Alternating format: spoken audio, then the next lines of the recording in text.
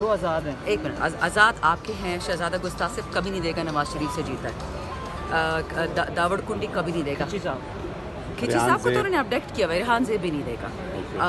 रह गया कौन?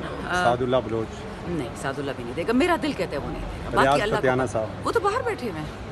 उस दिन किसी और जाहिल जर्नलिस्ट ने बोला, वो जिसको हम लिफाफी नहीं बोतल जिस पर आप नजर, उसकी मैंने वीडियो देखी, कहता है मुझे तो बहुत अच्छी इन्फॉर्मेशन है कि शरियार अफरीदी जो है ना वो खान के खिलाफ जा रहा है, तो वो अमेरिका से इधर आके वोट देगा जहाज़ में, आपने उसके लिए चार्टर जेट भेजा है। मतलब अक्ल इस्तेमाल करो। But that's when you understand ना कि अलीमीन जैसा बंदा फ्रस्ट्रेट हो जाता है, मेरे जैसा बंदा, कि आपको शर्म आनी चाहिए। झूठ ऐसा बोलो कोई माने तो सही ना।